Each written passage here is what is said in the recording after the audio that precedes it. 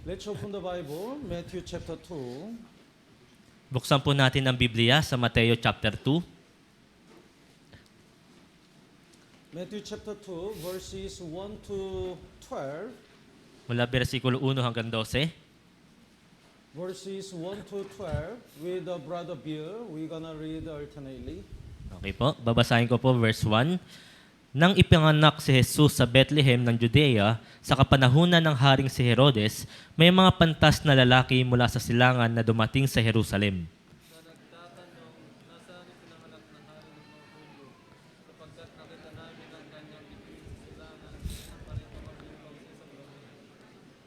Nang marinig ito ni Haring Herodes, siya ay nabahala, pati ang buong Jerusalem.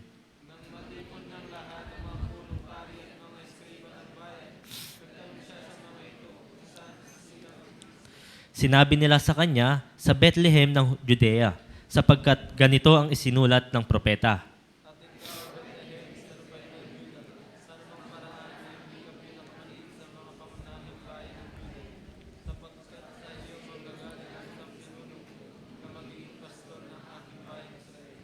Pagkatapos, lihim na ipinatawag ni Herodes ang mga pantas at inalam sa kanila kung kailan lumitaw ang bituin.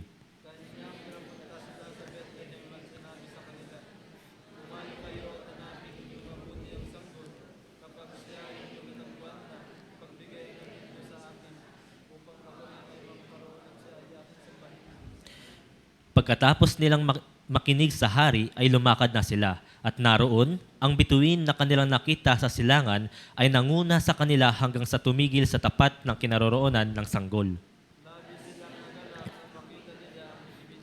Pagpasok nila sa bahay ay nakita nila ang sanggol na kasama ng kanyang inang si Maria. Nagpatira pa sila at sumamba sa kanya. Nang buksan nila ang kanilang mga kayamanan, ay inihandog nila sa kanya ang mga kaloob na ginto, kamanyang at mira.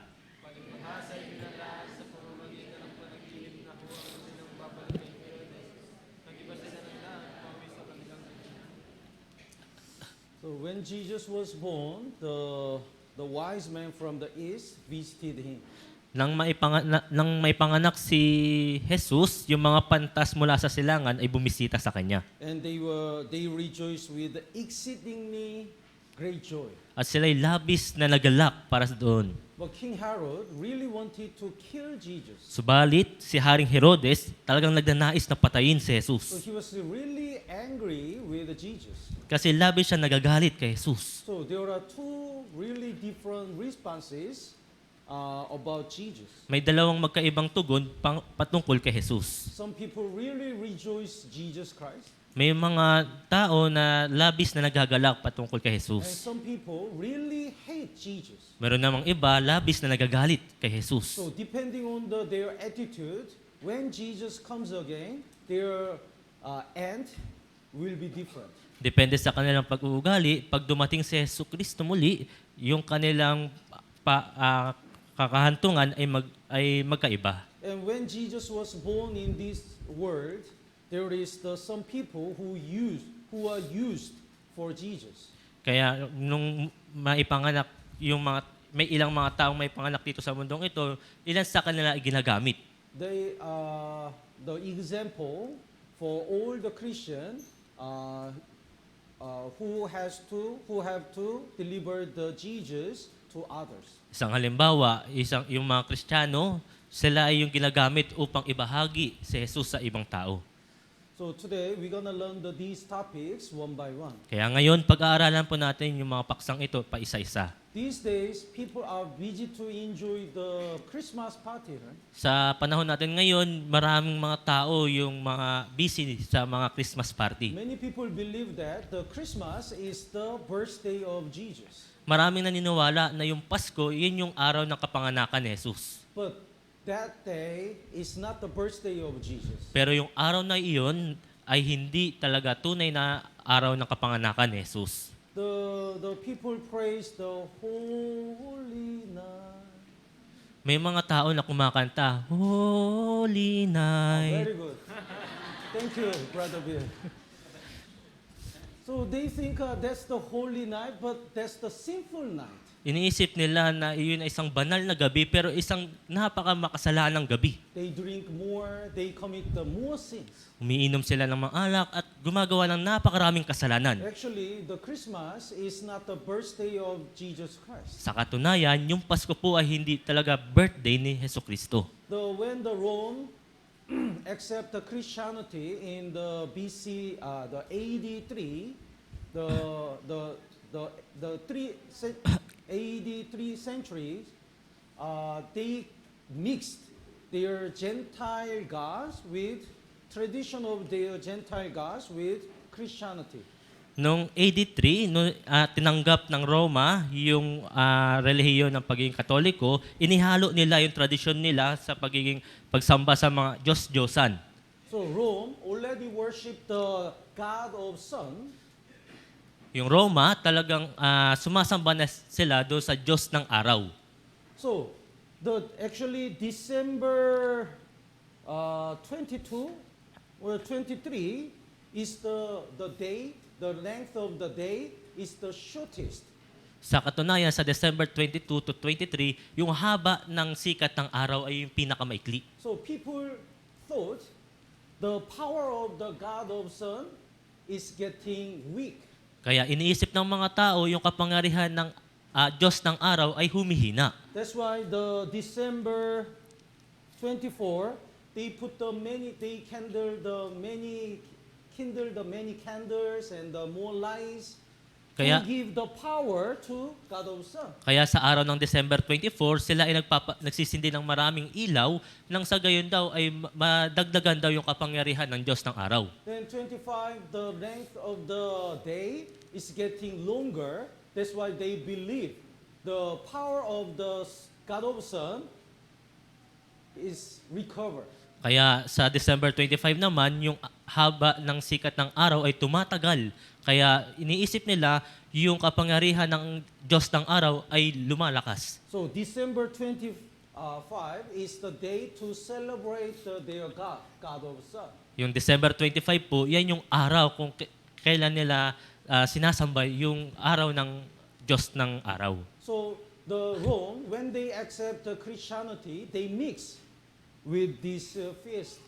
Kaya yung Roma, nung tinanggap nila yung Katoliko, inihalo nila yung tradisyon nila dito sa pagsamba sa Diyos ng araw. So Pope Liberius declared that day as a birthday of Jesus Christ. Kaya si Pope Libelius sinabi na yun yung araw ng kapanganakan ni Jesus. But that day is not the birthday of Jesus Christ. Pero yung araw na yun ay hindi yun yung araw ng kaarawan ni Jesucristo. The Bible never tell us the exact day of the birth of Jesus. Sa Biblia po, hindi eksaktong sinabi rito kung kailan talaga ipinanganak si So Jesus. one thing sure is it's not the winter time.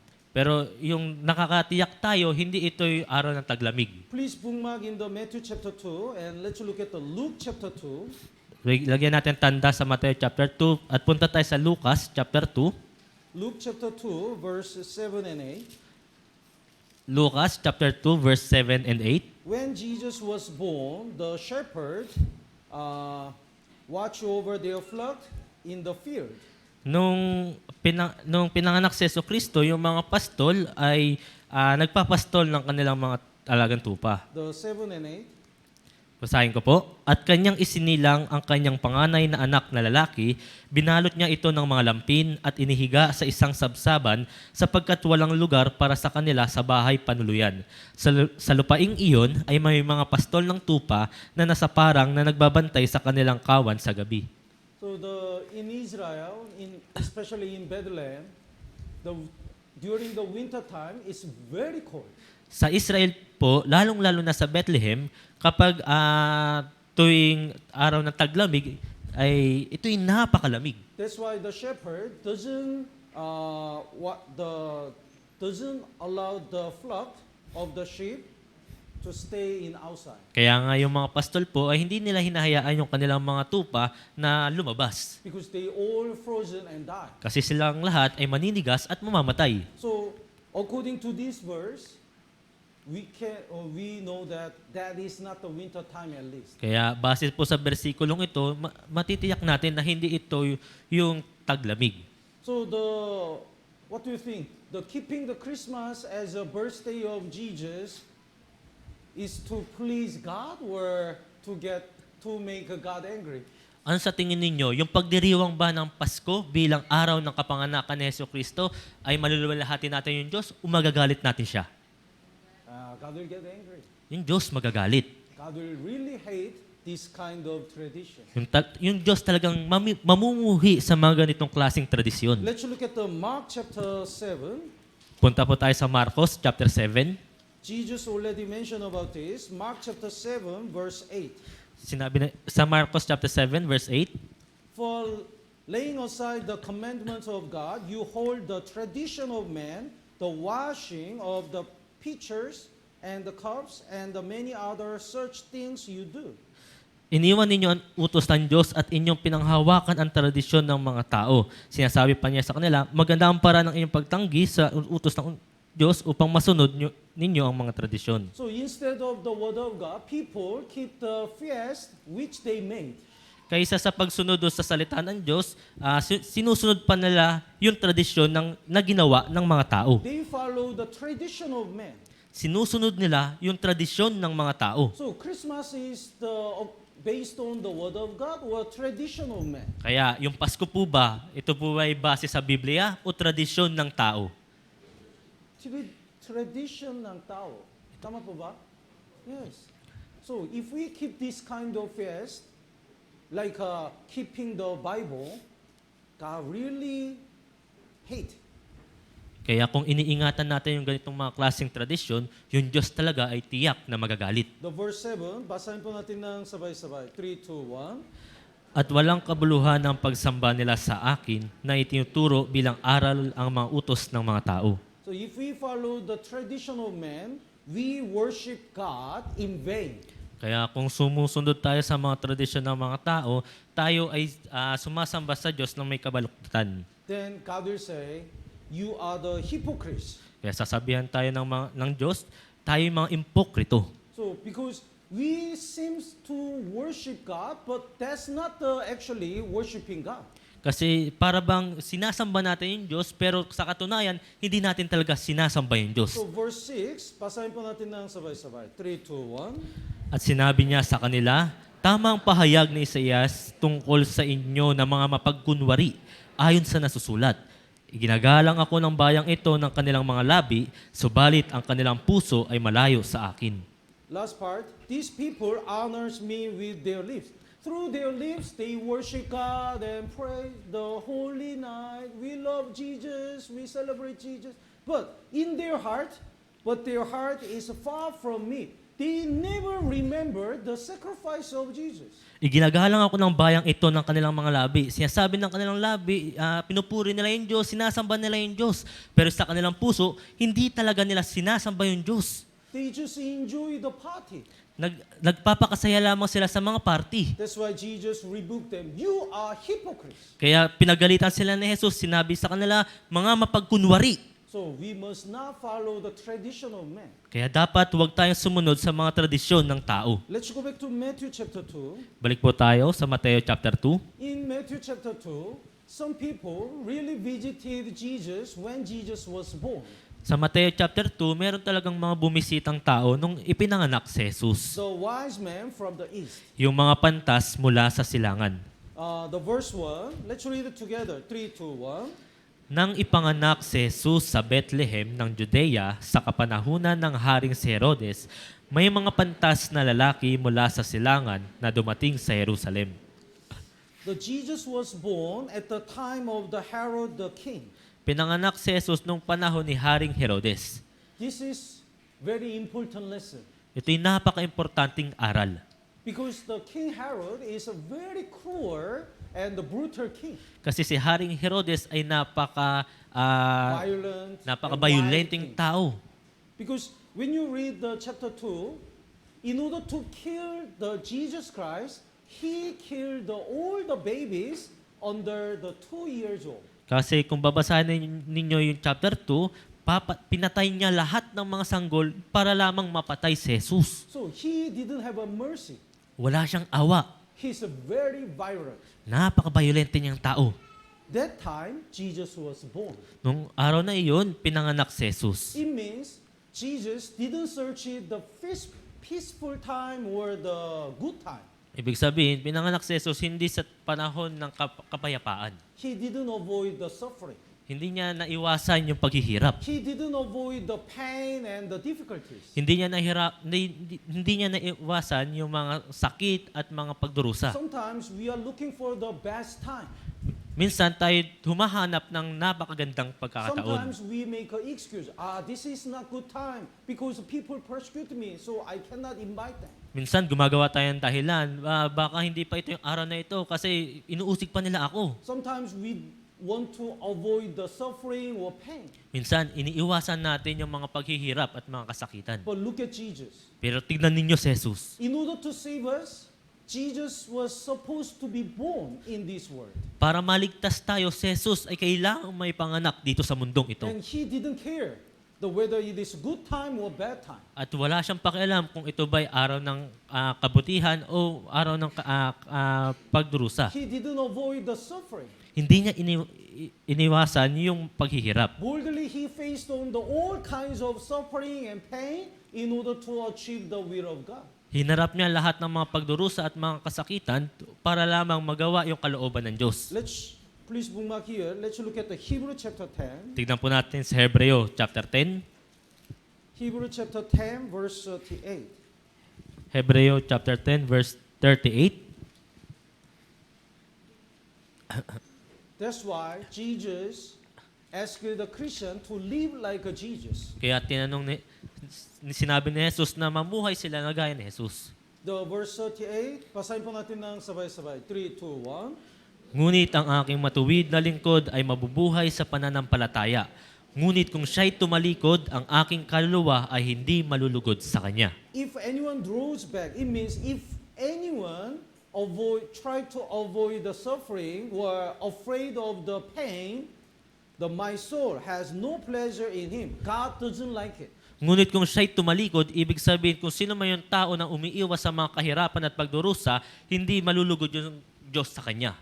That's why we have to go forward whether it is painful or suffering or not. Kaya kailangan nating magpatuloy kahit na ito'y mahirap o nagdurusa o hindi. Let's go back to Matthew chapter 2. Balik po tayo sa Mateo chapter 2.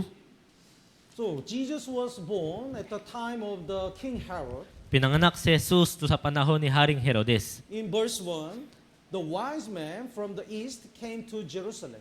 Sa verse 1, mga pantas mula sa silangan ay dumating sa Jerusalem. The Bible scholars says that east side indicates the Babylon. Yung mga sabi ng mga biblical scholar, yung mga pantas na ito ay nagmula doon sa Babylonia. The Babylonia, the king Nebuchadnezzar, when he attacked Israel, he brought some Jewish people as a captive. Sa Babylonia po, nung si Hari Nebuchadnezzar ay inatake yung Israel, nagdala siya ng mga Hudyo doon sa kanyang bayan. One of them is Daniel.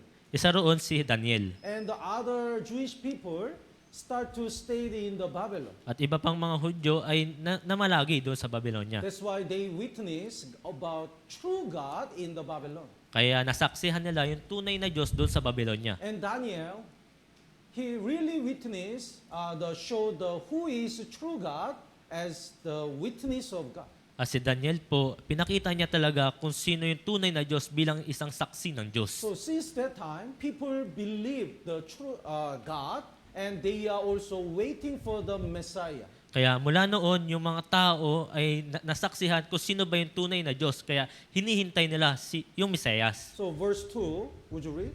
Na nagtatanong, nasaan ang ipinanganak na hari ng Mahudyo? Sapagkat nakita namin ang kanyang bituin sa silangan at naparito kami upang siya'y sambahin. So they found the star of Jesus Christ. Kaya nakita nila yung bituin ni Jesus. And that's why they came to Jerusalem to worship Him. Kaya nagtungo sila sa Jerusalem para siya'y sambahin. So, through this verse, we can see how much they desire and wait for Jesus for a long time.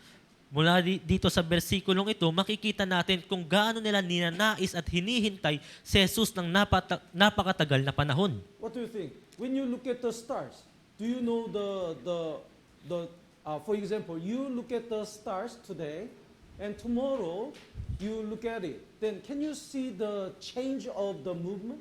Halimbawa, tumingin kayo ngayong gabi doon sa isang bituin. Kinabukasan, titingin ulit kayo sa bituin na yon. Makikita ninyo ba yung pagkilos ng bituin na yon? That star was not yesterday.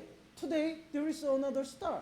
Can Yung you bituin, find it? yung bituin na yon, ito ba yung bituin na nakita ko kagabi? Makikita mo ba ulit yon? The star moves a little bit this way. Can Yung- you see that? Yung bituin na yon, kumilos ng kaunti papunta rito.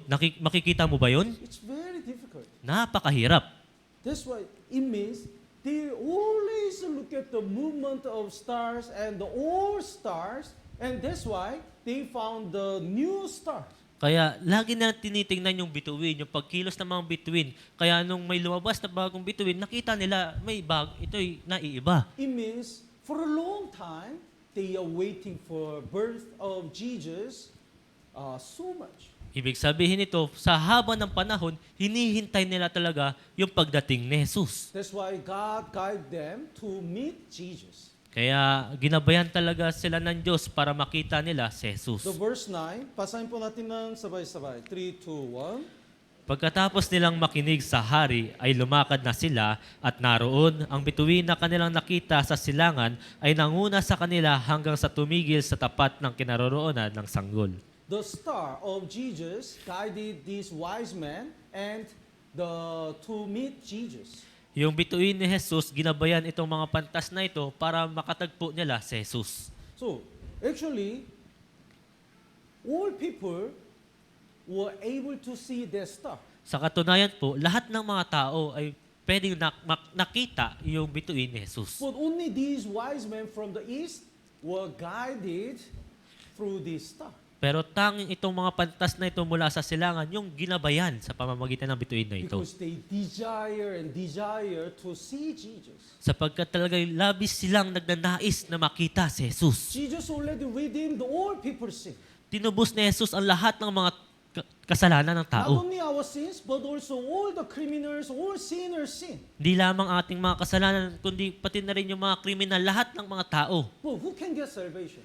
So, sino yung pwedeng maligtas? Who can be guided by God? Sinong pwedeng gabayan ng Diyos? Who can find the true salvation? Sinong makakatagpo ng tunay na kaligtasan? Those who really desire to find the truth. Yung mga taong nagnanais na makita yung katotohanan. These people, God guided them to meet Jesus. Itong mga taong ito ay ginabayan ng Diyos para makatagpo nila si Jesus. So even though that star was seen to all the men, only the wise men from the east look at the star and find the Jesus Christ. Kahit na itong bituin na ito ay nakikita ng lahat ng mga tao, tanging yung mga pantas lamang ang humanap sa bituin na ito hanggang sa makatagpo nila si Jesus. Because they are longing to see Jesus. Sapagkat nagnanais talaga sila na makita si Jesus. Let's look at the Matthew chapter 7, Punta po tayo sa Mateo chapter 7, verse 7, verse 7. 7 and 8. Would you read? Humingi kayo at kayo ay bibigyan, humanap kayo at kayo ay makakatagpo, tumuktok kayo at kayo ay pagbubuksan, sapagkat ang bawat humihingi ay tumatanggap, at ang humahanap ay nakakatagpo, at ang tumutuktok ay pinagbubuksan. Ask, seek, knock. Humingi, humanap, tumuktok. It means you have to desire. Ibig sabihin, kailangan ninyong magnais. You have to longing to find the truth. Kailangan ninyong naisin na mahanap yung katotohanan. The truth is always there and very easy, Yung katotohanan po ay laging nariyan na at napakadaling makita. but only the people who really desire to find the truth will find the truth. Pero tanging yung mga taong nagnanais lamang makahanap ng katotohanan ang makakatagpo ng katotohanan. So when we desire to get salvation, God guides us to find the true salvation. Kaya kung tayo nagnanais ng kaligtasan, yung Diyos ay gagabayan tayo na makatagpo yung kaligtasan. In Acts chapter 8, there is the eunuch of Ethiopia. Sa mga gawa, chapter 8, nandoon yung eunuko ng Ethiopia. Even though he doesn't get salvation, he really finds the true salvation. Kahit na wala pa siyang kaligtasan, naghahanap talaga siya ng tunay na kaligtasan. So from Ethiopia to Jerusalem is very far, but he visited Jerusalem to worship God. Mula Ethiopia hanggang Jerusalem, ito'y napakalahing lugar. Subalit, bumisita pa rin siya doon sa Jerusalem para sambahin yung Diyos. And when he went back, he read the Bible. At sa pagbabalik niya, binabasa niya yung Biblia. So when God looked at his heart, God find the desire. Kaya nung nakita ng Diyos yung kanyang puso, nakita niya yung pagnanais. That's why God sent the Philip to preach the gospel. Kaya pinadala ng Diyos si Felipe para ipangaral yung ebanghelyo. When he explained the eunuch of Ethiopia got salvation. Nung pinaliwanag yung ebanghelyo, naligtas yung eunuko. So then who can receive the favor, the help of God? Kung gayon, sino yung makakatanggap ng pabor ng Diyos? Those who really desire to receive the help of God. Yung mga taong talagang nagnanais na makatagpo yung tulong ng Diyos. In Mark chapter 10, there is the beggar blind Bartimaeus. Doon sa Marcos chapter 10, merong isang bulag na pulube na si Bartolomeus. He couldn't see, Hindi siya makakita, but he heard that Jesus visited that city. pero narinig niya si Jesus ay bumisita doon sa bayan na iyon. That's why he cried out, Son of God, Kaya the Son of David, Kaya- Jesus, Son of David, have mercy on me. Kaya umiyak talaga siya na, anak ni David, tulungan ninyo ako. Then other people rebuke him, stop it, be quiet.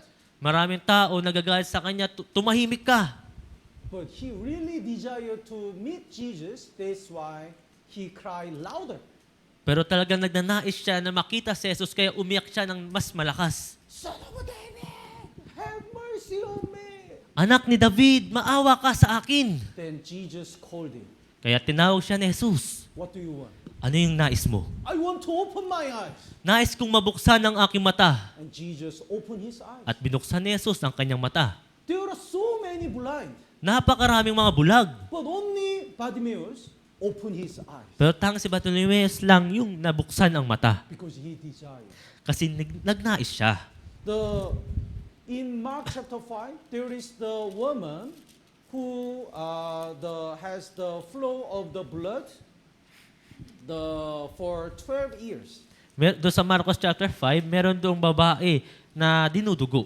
Actually, she is not supposed to enter the Jerusalem city. Sa katunayan, hindi dapat siya pumasok doon sa Jerusalem. According to the law, she is not clean. Sabi sa batas, hindi siya malinis. So if people find it, she has the flow of the blood, the people can stone her and kill her. Kung malaman ng mga tao na dinudugo ang babaeng ito, maaari siyang pagbabatuhin hanggang sa siya'y mamatay. But she entered the Jerusalem city, Pero pumasok pa rin siya doon sa lungsod ng Jerusalem. and so many people moved with Jesus. At napakaraming tao yung sumusunod kay Jesus. But she really believed if she touched the edge of the garment of Jesus, she could be healed. Pero siya'y labis na naniniwala na mahawakan niya lamang yung laylayan ni Jesus, siya ay gagaling. So she stretched the hands. Kaya inabot niya talaga. There are so many people. Napakaraming tao. Excuse me. Paraan po. And when she touched it, she was healed. Kaya nung nahawakan niya ito, siya ay gumaling. Then Jesus asked her, who touched me? Kaya tinanong ni Jesus, sino yung humawak sa akin? Then Apostle Peter said, so many people are moving together and push you, then why you are asking who touched you? Everyone touched you. Sinabi ni Pedro, napakaraming tao yung sumisiksik sa atin. Sasabihin mo sa amin, sino yung humawak sa iyo? But Jesus said, somebody touched me. Pero may humawak talaga sa akin. This woman, even though so many people touched Jesus, nothing happened because they don't have a desire. Dito po, maraming humahawak kay Jesus, pero wala silang pagnanais. Even though so many Christians prayed and attend the church and ask a prayer request, if they don't have any desire, nothing happens. Kahit napakaraming Kristiyano yung nananalangin, subalit kung wala silang tunay na pagnanais, walang mangyayari. Who will save the lost souls? Sino yung magliligtas sa mga ligaw na kaluluwa? A Christian who has a longing heart will save the lost souls. Yung Kristiyanong merong puso na nagnanais na maligtas yung ligaw na kaluluwa. If we don't seek, if we don't knock, nothing happens. Kung hindi tayo hihingi, kung hindi tayo tutuktok, walang mangyayari. Let's look at the Proverbs chapter 30. Sa Kawikaan, chapter 13. Proverbs chapter 30, Kawikaan, chapter 13. verse 18 and 19. Mga Kawikaan, chapter 13, verse 18 hanggang 19. This writer wondered he doesn't understand these kind of things. Yung nagsulat nito, hindi niya maunawaan yung ganitong mga klaseng. The verse 19, the way of an eagle in the air. Sinabi rito, yung daan ng Diyos ay ng The agila. Proverb chapter 30, verse 19. Sa mga Kawikaan po, chapter 30, verse 18 at 19. 19. 19, The way of an eagle in the air. yung daan ng agila sa himpapawid. The writer couldn't understand. Yung nagsulat nito, hindi maunawaan. The eagle flied. Yung agil, When you see the way of the eagle, yung agila pag lumilipad, makikita niyo ba yung daan nito? after he moves, we don't know where he passed. Pagkatapos nitong lumipad, hindi natin alam kung saan ba ito dumaan. Because there is no mark. Kasi wala namang bakas. And the next one, the way of the serpent on a rock. Sumunod naman yung daan ng ahas sa ibabaw ng mga bato. Serpent move on the rock, but after that, we don't see. We cannot see where it goes. Yung ahas, dumaan doon sa ibabaw ng bato, pero pagkatapos noon, hindi natin makikita saan nga ba talaga ito The dumaan. way of sheep in the midst of the sea. Yung daan ng sasakyan sa gitna ng dagat. Ship moves in the ocean. After a while, if we don't look at carefully, we cannot see where to go. Yung barko, dumaan doon sa dagat, pagkatapos ng ilang sandali, hindi na natin mamamalayan saan nga ba ito dumaan. The God's word is like this. Yung salita ng Diyos ay gaya nito. If we don't desire, if we don't look at the work of God very carefully, we cannot see God. Kung hindi natin pagmamasdan, kung hindi natin aalamin yung pagkilos ng Diyos, hindi talaga natin ito makikita. During the sermon, God visited us and changed the people. Sa tuwing sermon, yung Diyos bumibisita sa atin at binabago yung mga tao. During the fellowship, God changed the people. Sa tuwing may fellowship yung Diyos, binabago yung tao. But if we don't observe the God's way very carefully, we cannot see God. Pero kung hindi natin oobserbahan yung daan ng Diyos, hindi natin makikita yung Diyos. The New Year retreat is coming. Yung New Year's retreat ay parating I na. really believe God will work greatly during the New Year retreat. Ako'y talagang naniniwala na yung Diyos ay kikilos talaga sa atin. But if we don't look at the God's way carefully, even though God visit us, we miss that chance. Pero kung hindi natin maingat na titingnan yung daan ng Diyos, hindi natin makikita yung So, Diyos. who will experience the God's work? Kung gayon, sino yung makakaranas na salita ng Diyos? Those who have the longing heart, those who have desire to find the truth and the God's heart, will find the truth and the heart. Yung mga taong merong pagnanais na puso, yun yung mga taong nagnanais talaga, yun yung makakatagpo ng tulong ng Diyos. Let's go back to Matthew chapter 2. Sa Mateo po, chapter 2, Then these wise men from the east asked the King Herod, the verse 2, where is he who has been born king of the Jews? mula sa yung mga pantas na mula sa silangan, tinanong si Haring Herodes, nasaan ang ipinanganak na hari ng mga Hudyo? Who is the king of Jews? Sino yung hari ng mga Hudyo? What do you think? King of Jews. is King Herod. Yung hari ng mga Hudyo rito ay si Haring Herodes. But the wise men from the east asked the king of Jews, where is the king of Jews? Pero yung mga pantas, tinanong si Haring Herodes, nasaan yung hari ng mga Hudyo? It's like somebody asked me, where is the pastor in Ortigas Church? Para bang nagtanong sa akin, saan yung pastor ng Ortigas Church? The King Herod probably thought, I'm the king of Jews. Si Haring Herodes, nasa isip niya, sinasabi niya, ako yung hari ng Hudyo. But the wise men from the east didn't think that the King Herod as a king of Jews. Pero yung mga pantas ay hindi kinonsidera si Haring Herodes bilang hari ng mga Hudyo. Their real king is Jesus Christ. Yung hari nila, yung tunay na hari nila ay si Hesus Kristo. That's why they ask you, where is the king of Jews? They ask you to the king of Jews. Kaya nga tinanong nila, nasaan yung hari ng mga Hudyo? Tinanong nila yung hari ng Hudyo. There are so many kings in this world. Napakaraming hari dito sa mundong ito. Our boss is like a king. Yung ating boss parang hari. Unsaved family members act like a king. Yung mga hindi ligtas nating pamilya, parang mga hari. There are many kings, Napakaraming hari. but they are not our king. Pero hindi sila ang ating hari. Our real king is Jesus Christ only. Ang tunay na ating hari ay si Hesus Kristo So lamang. these people really thought, think about this. This is Jerusalem. Ito yung Jerusalem. Jerusalem is the center of the place to worship God. Yung Jerusalem po ay yung sentro na kung saan nila sinasamba yung Diyos. And the King Herod and the priests and the scribes, they are real Jewish people. Yung si Hari Herodes, yung pari, yung mga eskriba, sila yung mga tunay na mga Hudyo. But these wise men, they came from the east, Babylon. Pero itong mga pantas na ito ay nagmula pa doon sa silangan sa Babylonia. So before they met these people, Jewish people, they thought, even though we are Gentiles, and even though we came from the Babylon, we are waiting for Jesus and find his star.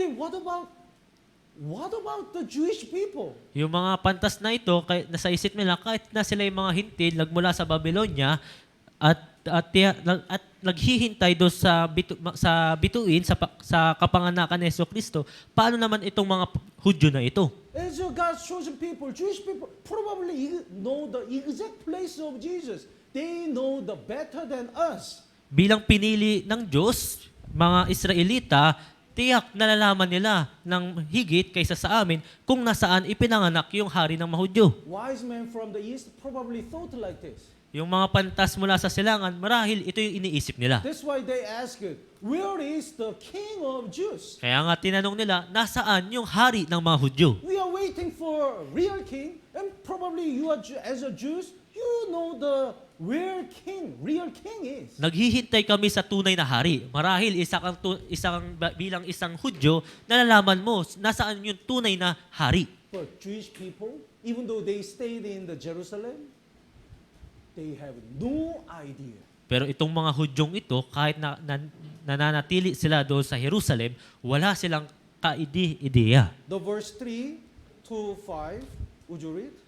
Nang marinig ito ni Haring Herodes, siya ay nabahala, pati ang buong Jerusalem. Nang matipon niyang lahat ang mga punong pari at mga eskriba ng bayan, nagtanong siya sa mga ito kung saan isisilang ang Kristo. Sinabi nila sa kanya, sa Bethlehem ng Judea, sapagkat ganito ang isinsulat ng propeta. So King Herod asked the priest and the scribes, where is he? Yung si Haring Herodes nagtanong sa mga punong pari at mga eskriba, nasaan siya? They said, probably that will be Bethlehem. Then they quote the Micah chapter 5 verse 2. Marahil sinabi nila doon sa Bethlehem sa Judea at sinabi nila yung nakasulat sa Micah chapter 5 verse 2. That is the verse 6. Let's read it together. 3, 2, 1. At ikaw, Bethlehem, sa lupain ng Juda, sa anumang paraan ay hindi ka pinakamaliit sa mga pangunahing bayan ng Juda, sapagkat sa iyo manggagaling ang isang pinuno na magiging pastol ng aking bayang Israel. Yes. Actually, in the Old Testament, since the people commit a sin, the God already promised the birth of Jesus Christ. Sa katunayan po, sa lumang tipan, mula nung nagkaroon ng kasalanan yung mga tao, nangako yung Diyos sa kapanganakan ni Hesus Kristo. Because Jesus Christ is the only way to save sinners. Sapagkat tanging si Hesus Kristo lamang yung magliligtas sa mga makasalanan. Let's look at the Genesis chapter 3, Tingnan po natin sa Genesis chapter 3, verse 15. verse 15.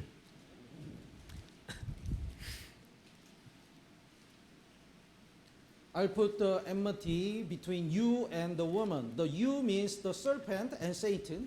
Maglalagay ako sa iyo at sa babae ng pagkapuot sa isa't isa. Sa iyo, ibig sabihin doon, yung ahas. And between your seed and her seed. At sa iyong binhi at sa kanyang binhi. And he shall bruise your head, and you shall bruise his heel. Ito ang dudurog ng iyong ulo at ikaw ang dudurog ng kanyang sakong. Satan killed Jesus Christ. Si Satanas po pinatay si Jesus. But he only killed the body of Jesus, physical body of Jesus Christ. So the God prophesied, you shall bruise his heel. Pero napatay niya lamang yung katawan ni Jesus. Kaya sinabi dito, propesya, na dudurugin mo lamang ang kanyang sakong. But through by using the persecution of the Satan, Jesus Christ achieved the gospel. Pero sa pamamagitan ng pag-uusig ni Satanas, si Jesucristo ay naisakatuparan yung ebanghelyo. So Jesus opened the way for all sinners to be forgiven. Kaya nabuksan ni Jesus yung daan sa lahat ng mga makasalanan para mapatawad sila. It's like he shall bruise your head. Para bang ito'y sinugatan lamang Jesus crushed the head of the Satan. na dinurog ni Jesus yung ulo ni Satanas. The chapter 3 verse Genesis chapter 3 verse 15 is the prophecy about Jesus Christ. Sa Genesis chapter 3 verse 15 po, ito yung propesya patungkol kay Jesucristo. Let's look at the Isaiah chapter 9 Punta po tayo sa Isaías chapter 9. verse 6. Isaiah chapter 9 verse 6.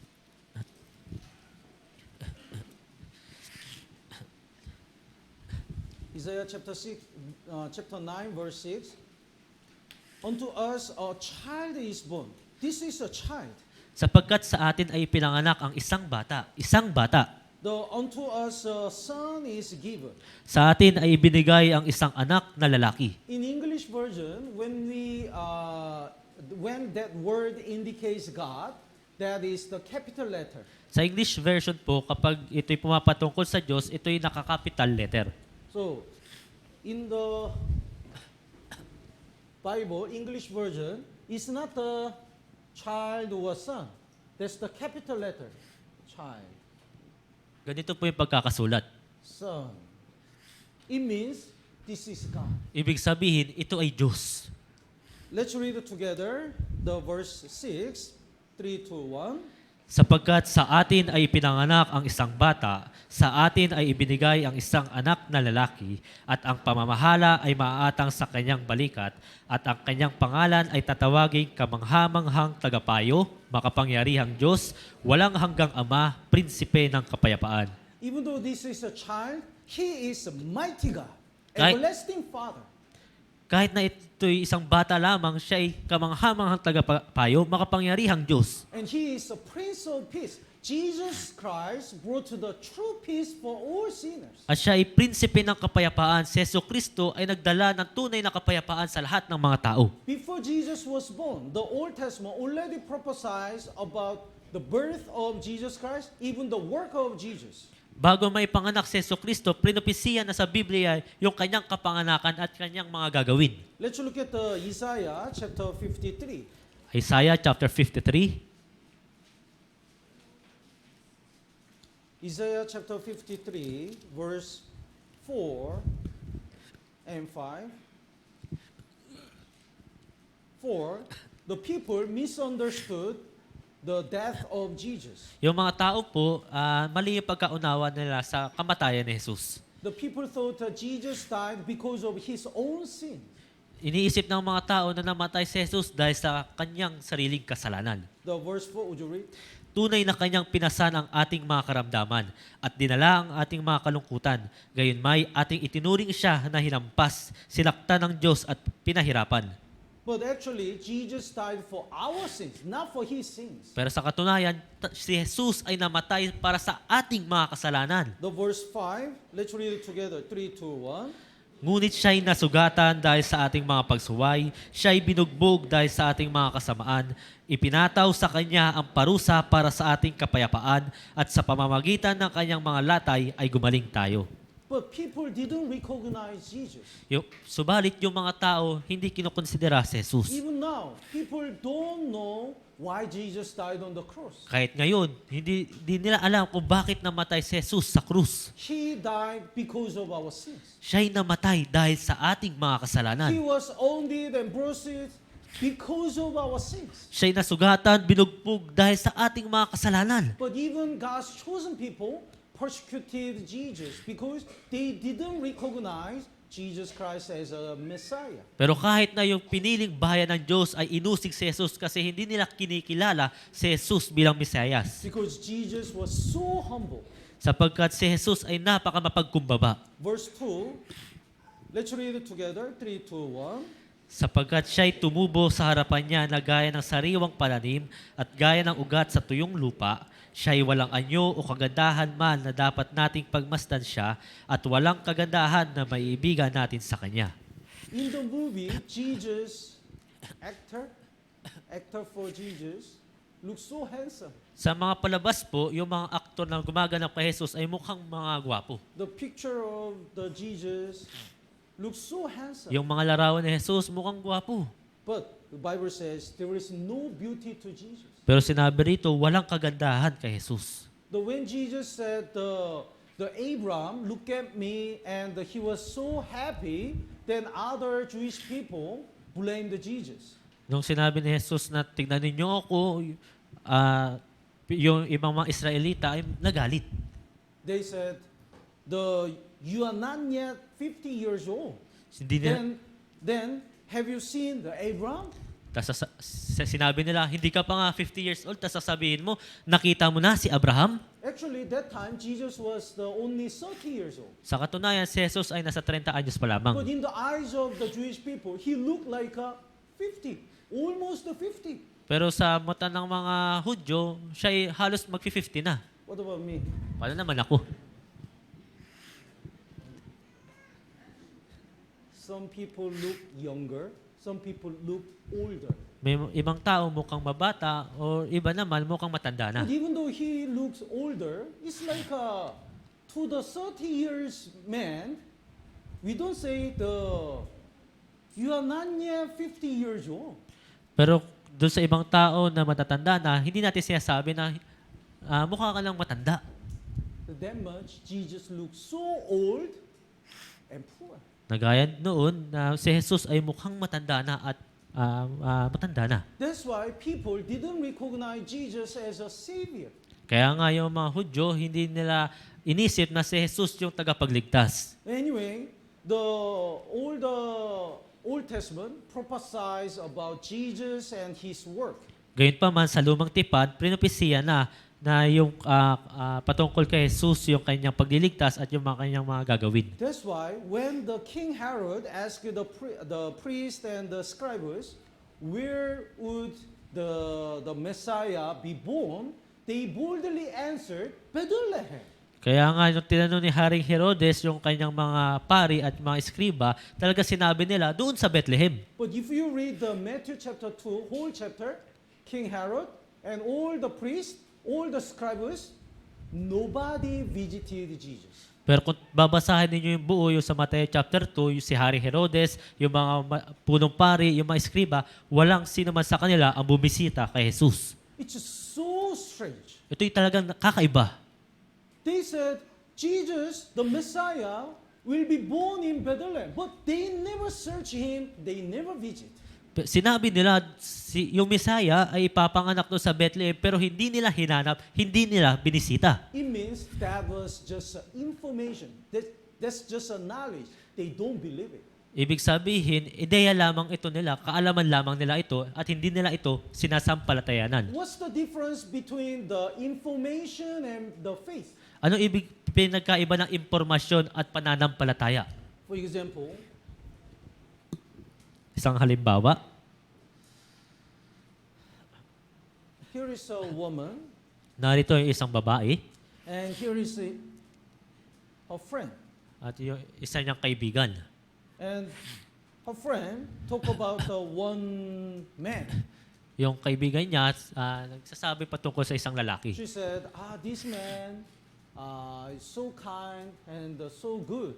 Siya sabi niya, ito yung isang napakagalang, napakabuti. Then this is just information, knowledge. Ito lamang isang impormasyon, kaalaman. So, this woman says, okay, sige, sige. Siya sabi ng babaeng ito, okay. But her friend says, and this man wants to get married you. At sinabi ng kanyang kaibigan, itong lalaking ito, nais kang pakasalan. Then the case is different. Kung gayon, magkaiba na yung kaso. This woman should decide whether to accept him or reject.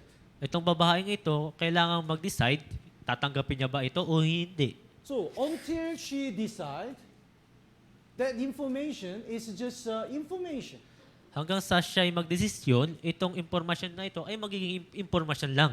But in order to decide, when she decide, that information can change her life. Pero kapag siya ay nagdesisyon na, itong impormasyon na ito ay pwedeng bumago sa kanyang buhay. So, I also like him and I want to get married.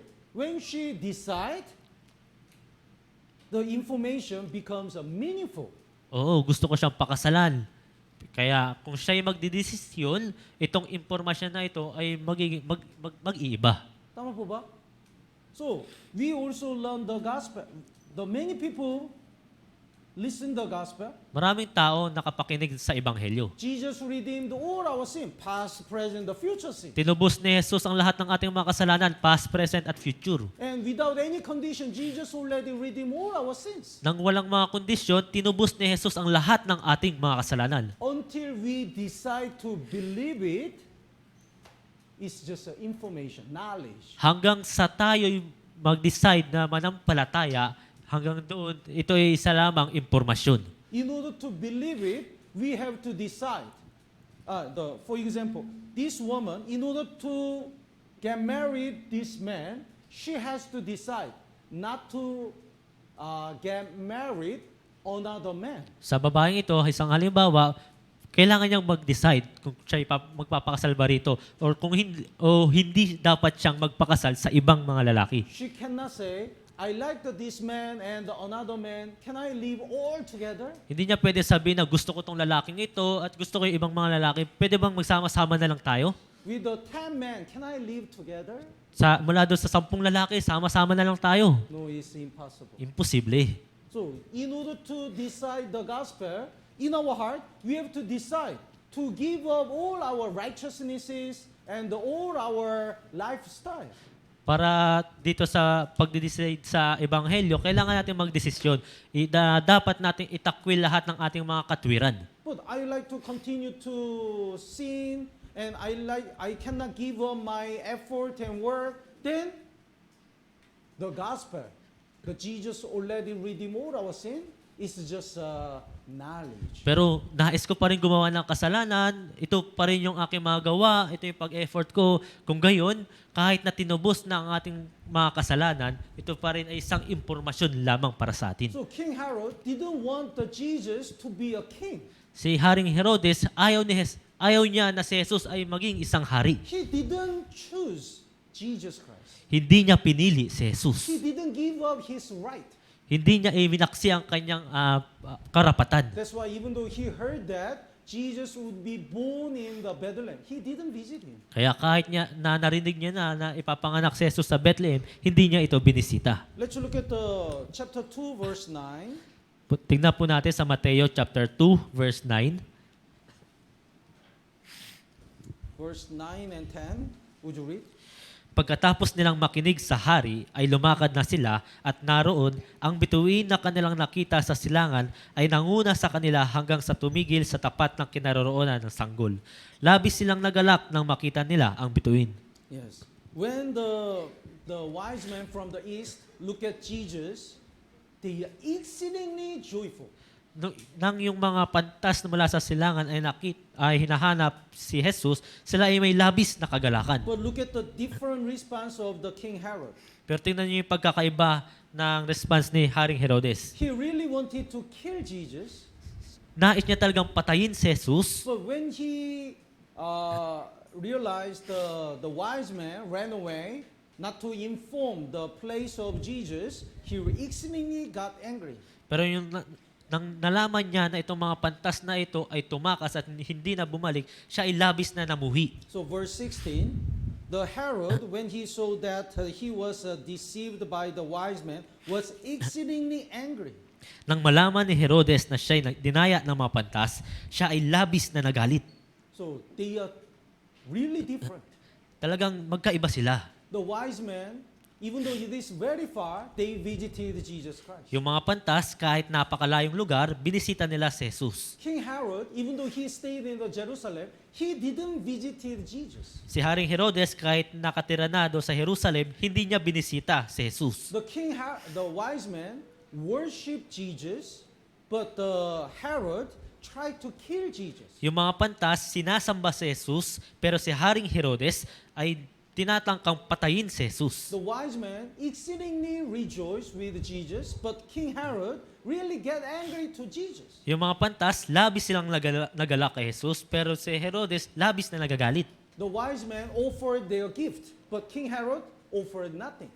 Yung mga pantas, nagbigay ng regalo, pero si Herodes, walang binigay.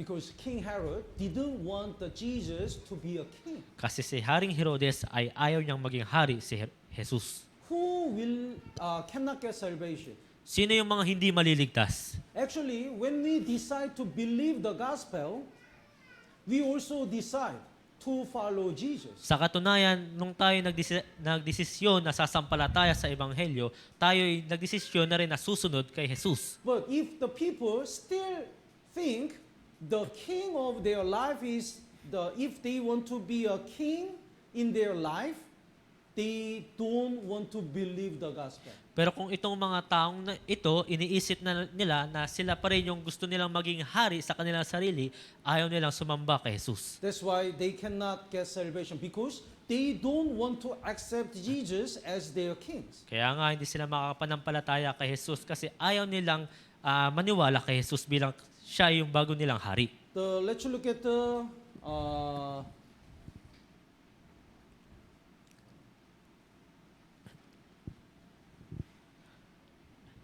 Luke chapter 19.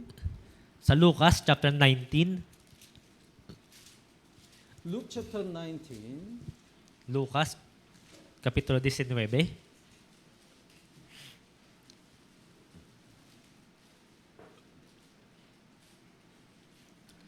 Verse 14. Verse 40, 14. 14 sa Here is 14 po. the certain nobleman, Narito ay isang mayamang tao and he went to the far country at, to receive the kingdom. at nagtungo siya doon sa napakalayong lugar para tanggapin yung isang kaharian. But his citizens, some of his citizens, didn't want him to be a king. Pero yung ilan sa kanyang mga tao, ayaw siyang tanggapin bilang hari nila. The verse 14, would you read?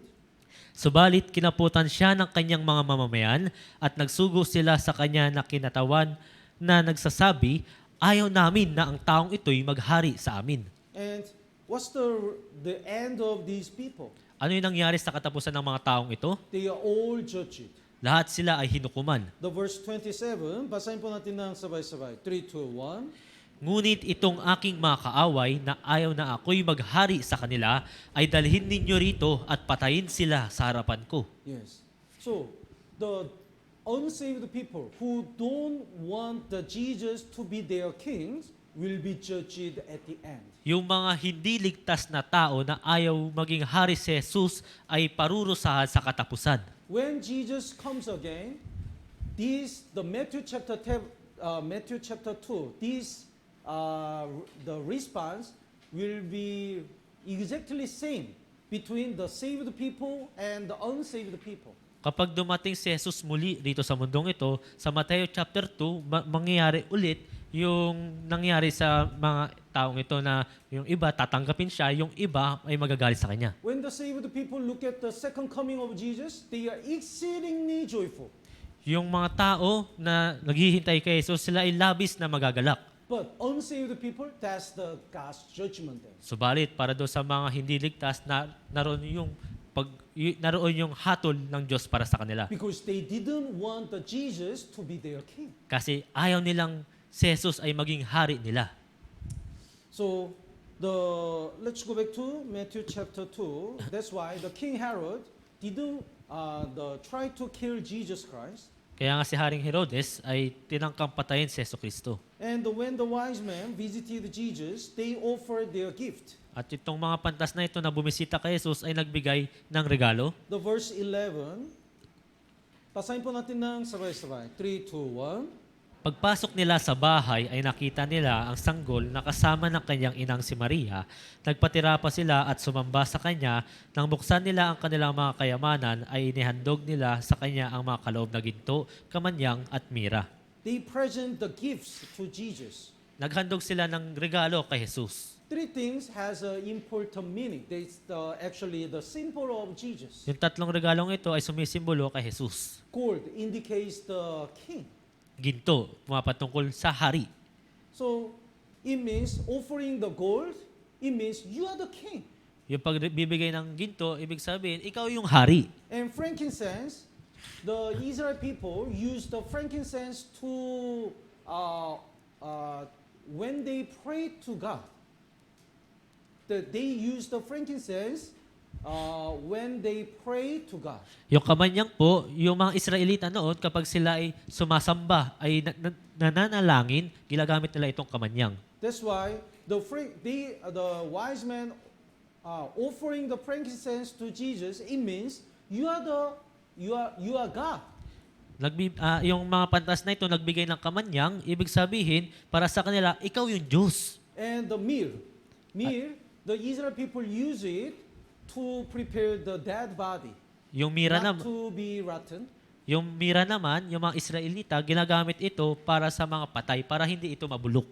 So when Jesus died, the people used the myrrh to prepare the dead body of Jesus. Nung mamatay si Jesus, yung mga tao ginamit yung mira. So it indicates the death of Jesus. It means you are a savior. Lumalarawan ito sa kamatayan ni Jesus, ibig sabihin, ikaw yung tagapagligtas. So wise men from the east really believe that Jesus Christ, even though he is a baby, he is God, he is the king, he is the savior. Kaya itong mga pantas na ito, kahit sila ay mula sa silangan at ito ay isa lamang sanggol, sila ay naniniwala na ito ay yung hari, ito yung kanilang Diyos, at ito yung kanilang tagapagligtas. That's why to the baby, they kneel down and worship him. Kaya kahit doon sa harapan ng sanggol, sila ay lumuhod at sumamba. So like this, as a saved man who already met Jesus, we also should prepare the gifts for the Lord. Gaya po nito, bilang isang naligtas na ni Jesus, kailangan nating maghanda ng regalo para sa Diyos. If we really believe that our Jesus is the King and God and our Savior, we also offer the most precious things to Jesus. Kung tayo talagang naniniwala na ang si Jesus ay ang ating hari, Diyos at tagapagligtas, tayo rin mismo ay magbibigay ng regalo, maghahanda ng regalo. So Exodus the book of Exodus keeps saying that when you go to God, don't come with the empty hands. Sinabi sa Exodus, kung kayo raw ay pupunta doon sa Diyos, huwag kayong pupunta roon ng walang dala-dala. Let's look at the Exodus chapter 3, Tignan na lang natin sa Exodus chapter 3. verse 21. Exodus chapter 3 verse 21. The last part, you shall not go empty-handed. Sa huling parte, hindi kayo aalis ng walang dala. And chapter 23, Chapter 23 ng Exodus.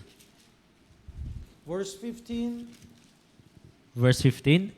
the last part.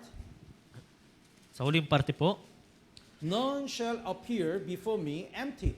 walang lalapit sa harap ko na walang dala.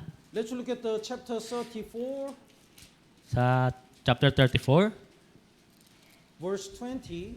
verse 20, Basahin po natin ng sabay-sabay. 3, 2, 1. ang panganay ng isang asno ay iyong tutubusin ng isang kordero, o kung hindi mo ito tutubusin ay iyong babaliin ang kanyang leeg, lahat ng panganay sa iyong mga anak ay iyong tutubusin, at walang lalapit sa harapan ko na walang dala. None shall appear before me empty-handed. Walang lalapit sa harapan ko na walang dala. So, if we really believe our Lord Jesus Christ is our King and God and our Savior, we have to offer our life. Kung talagang tayo nananampalataya na si Jesus ay ang ating Hari, Diyos at tagapagligtas, tayo'y magbibigay ng ating buhay. Sometimes I heard that, Pastor, I'm so shy to join the fellowship when I'm late. Minsan may naririnig ako, Pastor, ako'y nahihiya na sumama sa fellowship pag late na ako. If I go, I just join the 20 minutes and 30 minutes the end of the fellowship or sermon. Kung ako'y pupunta, makasama na lang ako sa 20 minutes o 15 minutes na sermon. And sometimes the pastor, I'm so shy to offer the konti offering. Pastor, nahihiya ako magbigay ng kakaunting offering. But God will be so pleased when we offer something to the Lord. Pero yung Diyos po ay lubos na matutuwa kung magbibigay tayo ng anumang bagay When para the sa poor Kanya. widow offered the 2 mice in Luke chapter 21, Jesus praised her.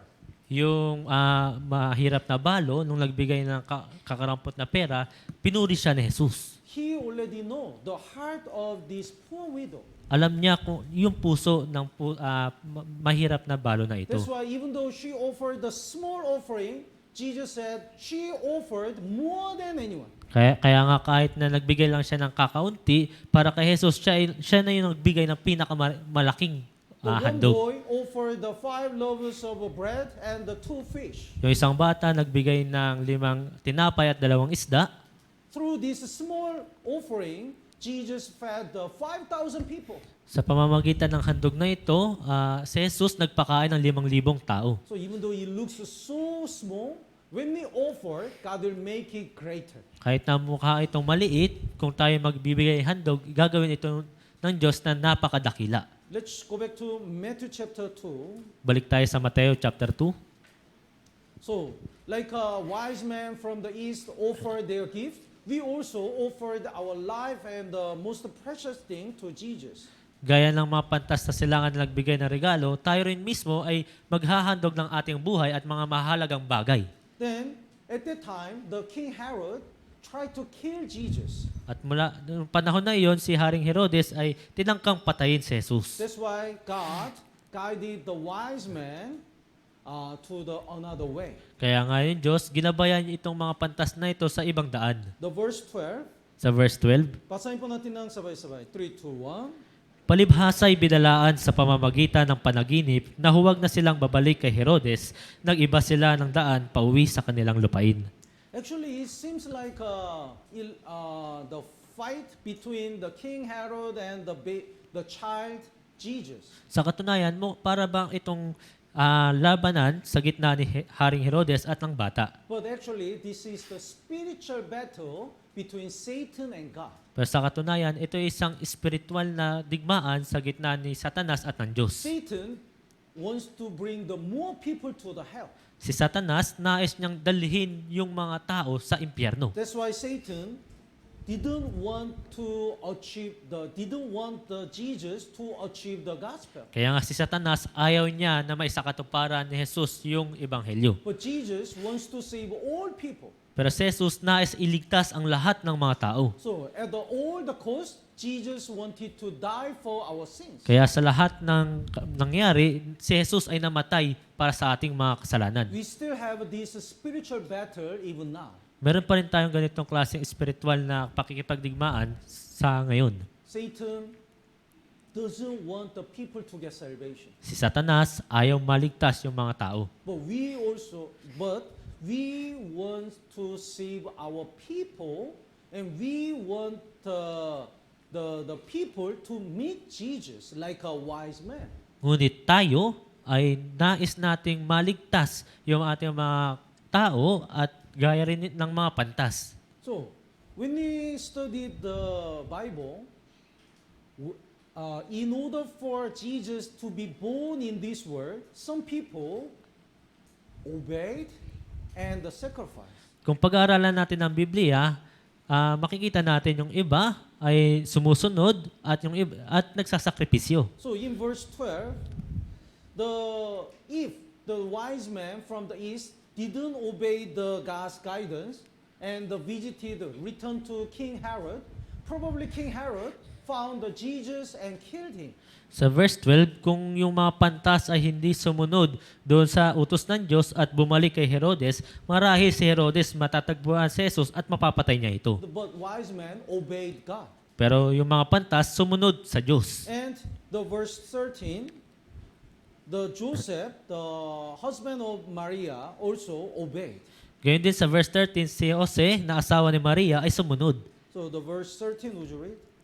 Nang makaalis na sila, ang isang anghel ng Panginoon ay nagpakita kay Jose sa panaginip na nagsasabi, "Bumangon ka at dalhin mo ang sanggol at ang kanyang ina at tumakas kayo patungo sa Ehipto. Manatili kayo roon hanggang sabihin ko sa iyo, sapagkat hahanapin ni Herodes ang iyong sanggol upang siya ay patayin."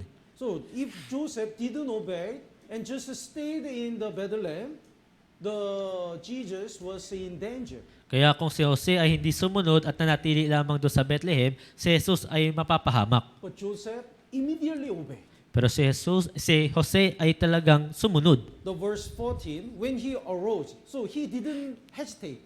Immediately he arose and he took the young child and his mother by night. Even in the night, he departed for Egypt. Kaya siya ay bumangon. Ibig sabihin, madalian siyang sumunod sa utos ng Diyos at dinala ang sanggol at ang ina nito ng gabing iyon at pumunta sila sa Ehipto. So if we don't obey immediately, that obedience is meaningless. Kaya kung hindi tayo susunod agad-agad, yung pagsunod na gagawin natin ay magiging walang kahalagan. So for example, the king commanded the serpent to feed the lambs.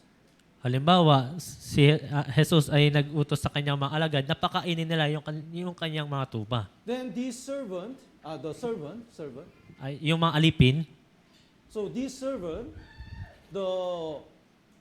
didn't obey immediately. pero itong mga alipin na ito ay hindi sumunod agad.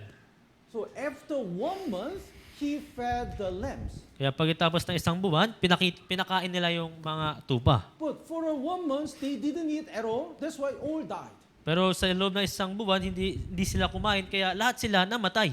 But this servant said, I obeyed because anyway, after 1 month, I fed them. Pero sasabihin ng alipin, sumunod naman ako kasi pagkatapos ng isang buwan, pinakain ko sila. But after all the lambs died, it's meaningless. Pero lahat ng mga kordero ay namatay.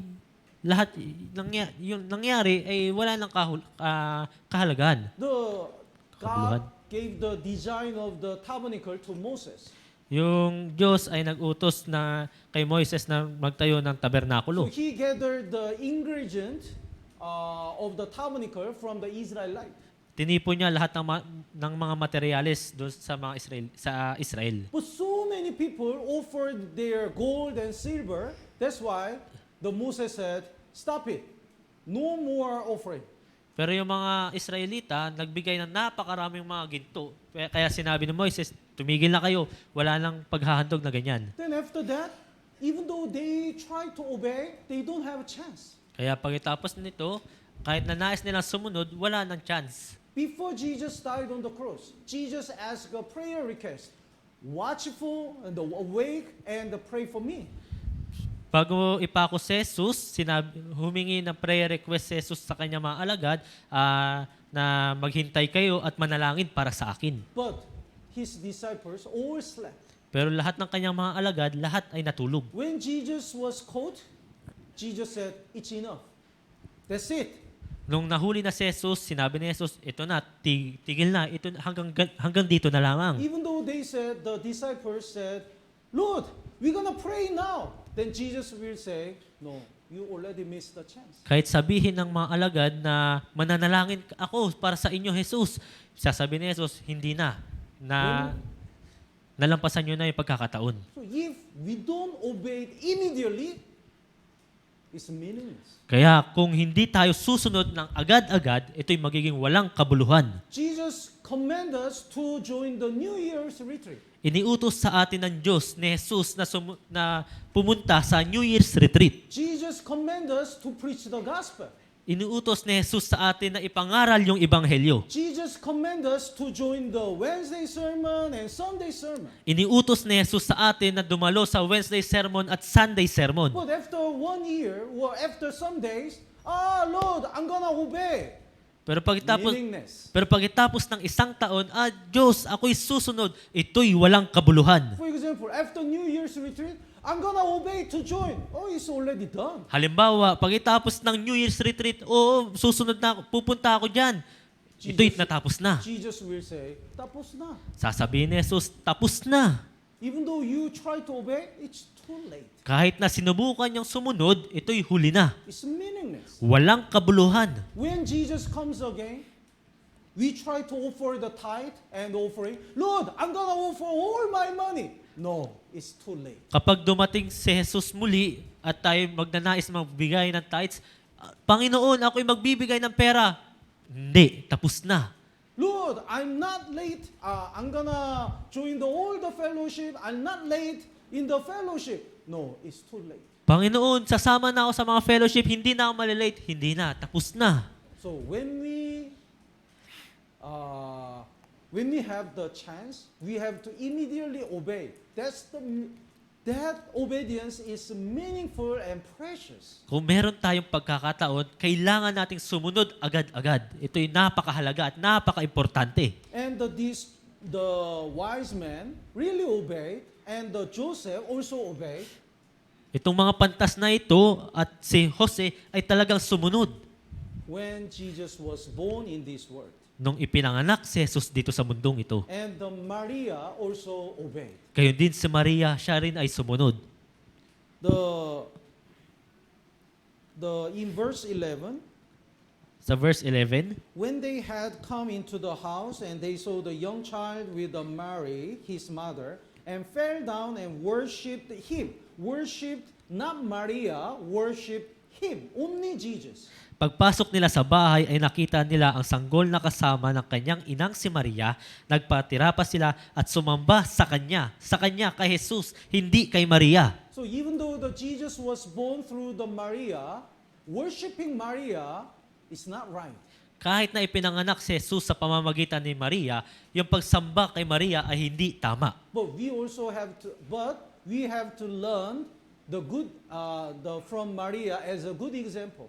Pero kailangan natin matutunan yung magandang halimbawa kay Maria. Let's look at the Luke chapter 1, Tignan po natin sa Lucas chapter 1, verse 30 and 31. verse 30 at 31.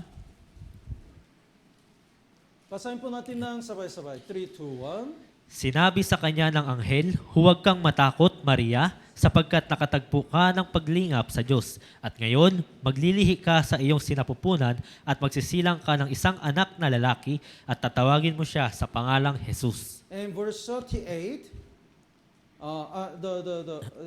before that, the verse 30, Maria, you have found the favor with God. Favor with God. You have a grace. Maria, nakatagpo ka ng paglingap sa Diyos. Nakatagpo ka ng biyaya. And the contents of the favor is, you are pregnant. At yung nilalaman ng paglingap ng Diyos, siya ay naglihi. What do you think? Is it grace or curse? Ano sa tingin ninyo? Ito ba'y Is it biyaya? blessing or curse? The being pregnant as a virgin, is it blessing or curse? Ano sa tingin ninyo? Pagiging buntis ng isang berhen, ito ba'y isang biyaya o isang sumpa? Sumpa! Tama po ba? As a virgin, she is pregnant. isang birhen, tapos siya ay nabuntis. It looks cursed.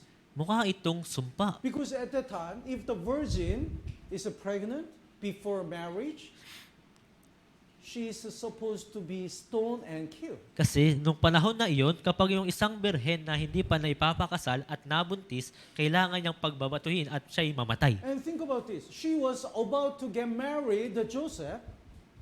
At isipin niyo pa ito, siya ay maipakasal na kay Jose. Then, even though she explained, I was conceived by the Holy Spirit. How can how can the Joseph believe it, and how can the she explain it? Kahit na siya ay magpaliwanag na siya ay naglihi dahil sa pamamagitan ng Espiritu Santo, paano niya ito mapapaliwanag kay Jose? So probably the marriage will be broken and she could be killed. Marahil yung kasal ay hindi na matutuloy at siya ay mamamatay. But Maria obeyed. Pero si Maria ay sumunod. The verse 38, basahin po natin ng sabay-sabay. 3, 2, 1. At sinabi ni Maria, narito ako na alipin ng Panginoon, mangyari sa akin ang ayon sa iyong salita, pagkatapos iniwan siya ng anghel. Yes. I'm the maidservant. So, just let it be to me according to your word. Narito ako na alipin ng Panginoon, mangyari sa akin ang ayon sa iyong salita. Let's look at the one more verse as the last verse. The Luke chapter 2, Tingnan pa natin sa Lucas chapter 2, verse 15 and 16. 15 at 16. Here is the shepherd. Then when Jesus was born, Narito yung mga pastol ng pinanganak si Jesus. then the angel appeared and said about the birth of Jesus. Nagpakita sa kanila yung anghel at sinabi yung kapanganakan ni Jesus. And they rushed to deliver this word. At nagmadali silang ipahayag yung mensaheng ito. The verse 16, basahin po natin ng 16 and 17. Basahin po natin ng sabay-sabay. 3, 2, 1. At sila'y nagmamadaling pumuntas at kanilang natagpuan sina Maria at Jose at ang sanggol na nakahiga sa sabsaban. Nang makita nila ito, ipinaalam nila sa kanila ang mga sinabi tungkol sa sanggol na ito. So, they rushed and delivered this good news. Nagmadali sila at ibinahagi itong mabuting balita. So when Jesus was born in this world, some people were used. Nung ipinanganak si Jesus, nung ipinanganak ang ibang tao dito sa mundong ito, may ilan sa kanila ay ginamit. The wise men, the Joseph, Maria obeyed. Yung pantas, si Jose, si Maria, sumunod. That's why Jesus was born safely. Kaya nga si Jesus ay naipanganak rito ng ligtas. So this shepherd delivered the good news. That's why all people rejoiced. Pero itong mga pastol na ito ay binahagi itong mensaheng ito kaya lahat ng mga tao ay nagalak. Some people still wants to see Jesus. They want to get salvation. May ilang mga tao na nagnanais na makita si Jesus, gusto nilang maligtas. We have to obey. Kailangan nating sumunod. Also, like a wise man, we have to offer our life. Gaya rin ng mga pantas, kailangan nating ibigay ang ating buhay. Like this shepherd, we have to rush to go and deliver the gospel. Gaya ng mga pastol na ito, kailangan nating magmadali na ibahagi itong mensaheng ito. So when Jesus comes again, the end of the saved people and unsaved people will be totally different. Kaya sa pagdating muli ni Jesus dito sa mundong ito, yung kahihinatnan ng mga hindi ligtas at mga ligtas na tao ay magkaiba. Those who don't want the Jesus to be their kings will be judged when Jesus comes again. Yung mga taong hindi ligtas at ayaw maging hari si Jesus, sila ay hahatulan sa katapusan ng panahon. But that day is our happiest day. Pero yung araw na yun, yun yung araw ng napakasaya. So until that day, let's do our best to deliver the gospel to other people. Kaya hanggang sa dumating ang panahon na yun, kailangan natin gawin ang ating abot na makakaya na ibahagi yung mensahe ng Ebanghelyo. Tama po ba? Let's pray together. Tayo manalangin.